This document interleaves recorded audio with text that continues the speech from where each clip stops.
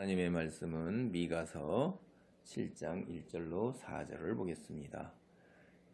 이 미가서가 1장에서부터 6장까지가 계속 반복된 것이 하나님의 심판이에요. 너희들의 죄를 지적하고 심판을 하고 죄를 지적하고 심판을 해서 우리가 그 앞장에서 6장 전체가 그래서 하나님께서 그 심판하는 거 하나의 소송, 법정에서의 소송으로 이제 하나님이 원고가 되셔서 고소를 할 때 미가를 내세워서 그 고소 내용을 읽게 하셨고 죄악을 지적을 하고 그 다음에 그 죄악으로 인한 심판과 선고가 내려졌어요.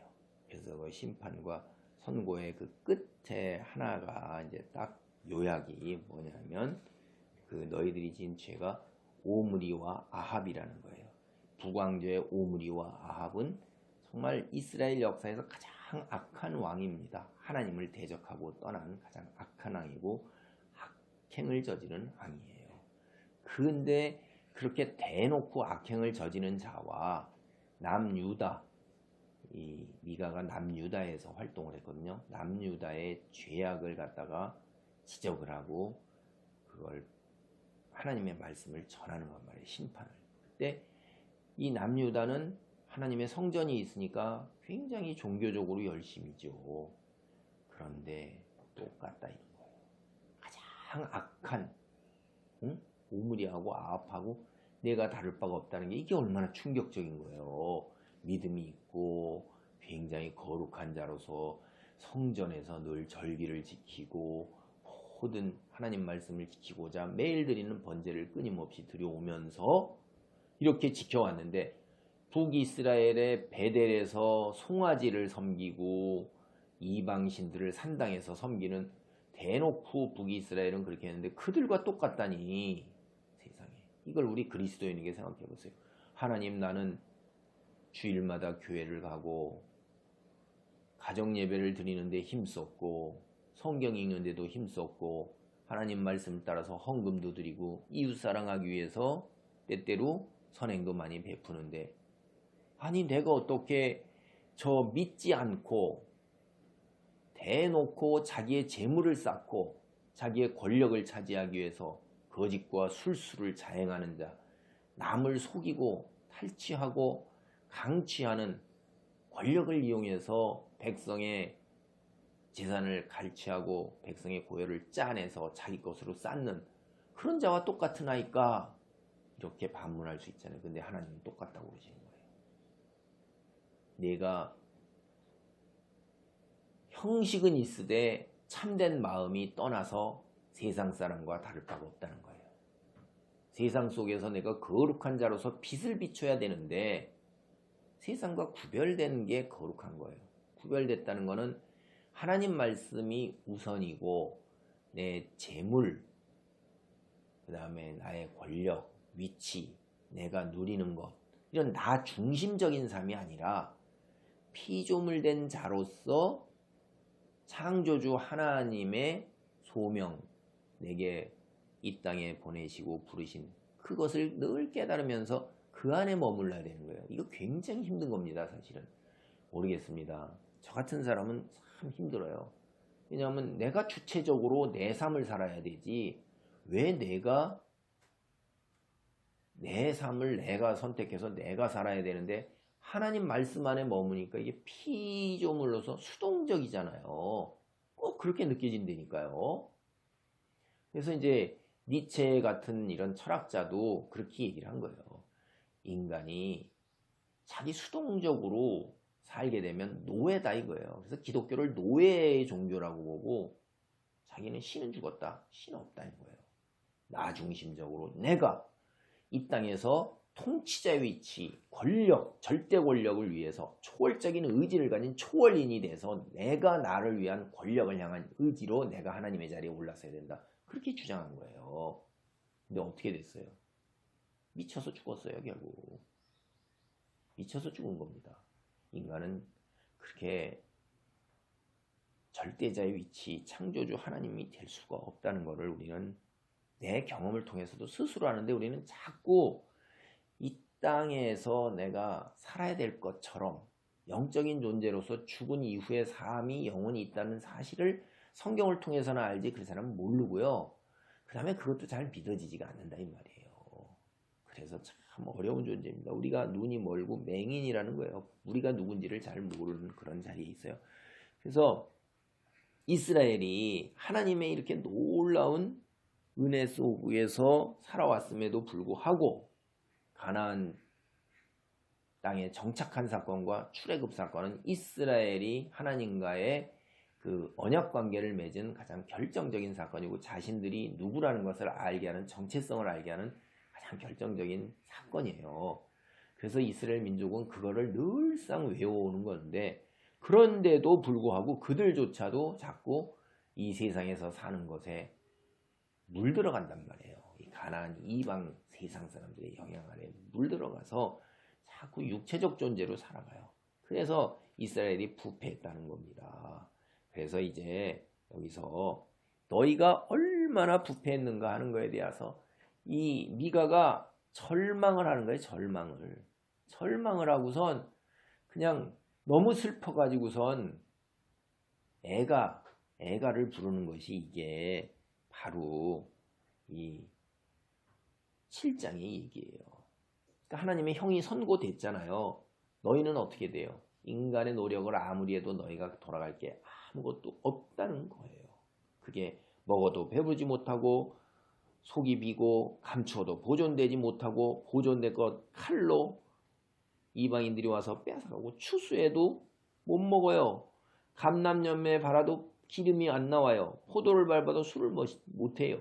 그러니까 아무것도 인간의 노력을 네가 해봐야 너는 꽝이다 그런 거예요. 그래서 7장 1절입니다. 재앙이로다 나여 나는 여름과일을 딴 후와 포도를 거둔 후 같아서 먹을 포도송이가 없으며 내 마음에 사모하는 처음 익은 무화과가 없도다. 이제 하나님의 형선고가 딱 떨어지고 난 다음에 이게 그냥 망연자실한 거예요. 머리가 더욱 빈 겁니다. 하얗게 된 거예요. 끝났구나. 근데 이게 회개해서 돌아올 문제가 아니구나. 개혁으로 이루어질 문제가 아니라는 것을 본 거예요. 그냥 파멸 외에는 다른 길이 없다는 겁니다. 하나님께서 파멸시키는 거는 그 파멸 속에서 이제 다시 이들이 철저하게 깨닫고 돌아오게 되기 때문에 그렇게 하는 거예요. 파멸이라는 극약 처방밖에는 없다라는 거예요. 하나님의 백성이요, 하나님의 경건한 선택된 이스라엘 민족이라고 자부했는데 악이 만연한 거예요. 참 기가 막힌 거죠. 그래서 여러분 여기 보세요. 1절에 제가 말씀드렸잖아요. 사실을 과일을 먹고 이제 포도원을 먹고 싶어서 포도원을 갔어요. 근데 이 부패한 사회가 얼마나 부패했는지 하나님의 말씀을 지키지 않는다 이 말이에요. 과도원에 가면 딴 후에 포도를 거둔 후에 어떻게 돼요? 포도송이가 있고 무화과가 있어야 돼요. 왜냐하면 하나님께서 지나친 수확을 금하는 거예요. 모든 것이 하나님으로부터 왔으니까 사회 약자, 가난한 자, 고아, 과부, 나그네, 이방인들은 땅이 없고 어디 뭐가 있어요. 그런데 그들에게도 하나님께서 추수의 기쁨을 맛보게 하기 위해서 남겨두라고 그래서 그들이 가서 이들이 추수를 한 이후에 가서 다 먹을 수 있도록 하나님께서 그렇게 말씀을 하셨단 말이에요. 그 언약을 지켜야 되는 거예요. 그렇게 하겠다고 그랬어요. 그런데 얼마나 수확을 그렇게까지 했는지 한 송이도 남아 인심이 엄청나게 흉흉해졌음을 이야기하는 거예요. 아시리아 사람에게 포위되었으니까 이들이 얼마나 남을 배려할 수 없는 거예요. 그래서 재앙이로다 이 말이죠. 이게 절망이다. 원래 이런 뜻이에요. 끝났구나. 절망이구나. 이런 겁니다. 포도나무가 유다예요. 포도송이는 하나님을 경외하는 자들이에요. 2절입니다. 경건한 자가 세상에서 끊어졌고 정직한 자가 사람 가운데 없도다. 무리가 다 피를 흘리려고 매복하며 각기 그물로 형제를 잡으려 하고 두 손으로 악을 행하는도다. 그 지도자와 재판관은 뇌물을 구하며 건세자는 자기 마음의 욕심을 말하며 그들이 서로 괴롭하니.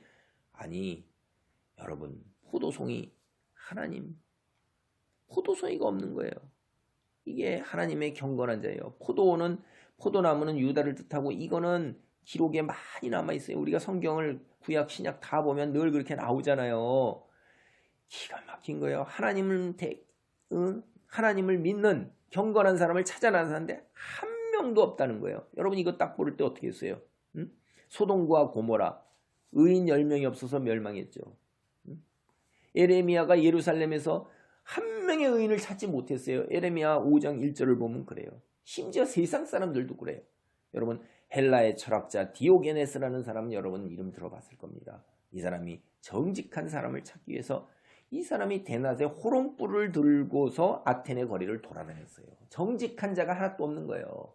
세상에서도 이렇게 현자도 이런 퍼포먼스를 했는데 여기 뭐예요? 에레미야도 그렇고 아브라함도 그러는데 그 창세기에서 시작된 것이 오늘날 여기 미가에까지 한 명도 없는 거예요. 이게. 그러니 망했구나. 재앙이다. 이렇게 얘기할 수밖에 없는 것입니다. 그들은 다 보면 남의 것을 차지하려고 생명까지 차지하려서 갈취하려고 매복하고 그물로 고기 잡듯이 형제를 갖다가 거짓과 속임수와 술수로 덮치는 거예요. 그냥 덮치는 거예요. 덫을 놓아서 덮치고 그물로 싹 덮쳐갖고 완전히 훑어가는 거예요. 탐욕스러운 관리, 돈에 매수된 재판관, 사리사욕을 채우는 권력자, 이들이 무고한 피를 흘리고 자기의 99마리에서 한 마리를 더 채우기 위해서 가난하고 소외된 자들을 위에 올라서고 착취하는 것입니다. 그래서 4절 보세요. 그들의 가장 선한 자라도 가시 같고 가장 정직한 자라도 찔레 울타리보다 더하도다. 그들의 파수꾼들의 날 곧 그들 가운데 형벌의 날이 임하였으니 이제는 그들이 요란하리로다. 그들 중에 선한 자가 있어요? 없어요. 그러니까 가시죠. 남을 찌르잖아요. 남에게 해만 되는 거예요. 가장 정직한 자도 찔레 울타리, 아이고 이 찔레 가시가 어마어마하더라고요. 정말 무섭더라고요. 2년 지나서 말랐는데도요. 그 가시가 얼마나 날서서 무서운지 참 찔레가 대단히 무섭더라고요. 그 가시가. 그게 도움을 기대할 수가 없는 거예요. 서로에게 언약적으로 충성해서 서로를 사랑하고 배려하는 것이 하나님과 맺은 언약이었습니다. 이스라엘 백성이. 그런데 서로에게 뭐예요? 이게 악인으로 갈취하는 자로 올라선 거예요. 그래서 이제 파수꾼의 날이 온 거예요. 성경에서 파수꾼의 날 마지막 종말 심판이죠. 하나님께서 이들을 심판하는 날이 왔어요. 그래서 이들은 이제 대혼란이 일어날 것입니다. 여러분 가시나무 울타리 혼란 이것은 소리가 똑같아요. 읽을 때 히브리어 말이. 그래서 가시나무 그들이 어떻게 돼요? 서로가 가시나무죠. 그들이 서로에게 혼란밖에 안 되는 거예요. 망한 겁니다. 대재앙이 임한 거예요. 그래서 망했구나. 끝났구나. 이게 이제 망연자실에서 이때 슬픈 노래를 부르고 있는 것입니다. 우리는 어떤가요? 우리 사회가. 이게 미가가 이런 얘기를 하고 소선지서에 나오는 이 선지사들이 얘기했을 때가 경제적으로 부흥하고 굉장히 잘 사는데 백성들은 고통스럽고 어려운 거예요. 정치적으로 안정되어 있지만 하나님을 의지한 게 아니라 자신들의 외교와 군사력으로 그렇게 하는 거예요. 잠시 이제 폭풍 전야 같은 것이 있는 것입니다. 이런 일이 벌어진 후에 몇십 년 후에 멸망이 하나님으로부터 이제 심판이 내려졌던 걸 봅니다. 우리 남북한의 오늘날 국제사회의 현상, 우리 한국 교회의 모습을 되돌아보면서 하나님의 준엄한 심판이 있지는 않을까 우려되는 상황이라고 저는 봐요. 그래서 우리가 기도하는 가운데 의인 한 명, 우리가 그 책임이 있는 거예요. 의인 한 명에 내가 서야 되는 것입니다. 이 사회를 지켜서 하나님의 말씀으로 회복돼서 이 하나님의 말씀으로 온 세상에 빛을 비추는 그 소명 내가 감당하는 거예요. 하나님의 말씀으로 우뚝 서 있는 귀한 자리에 있기를 바랍니다. 아멘.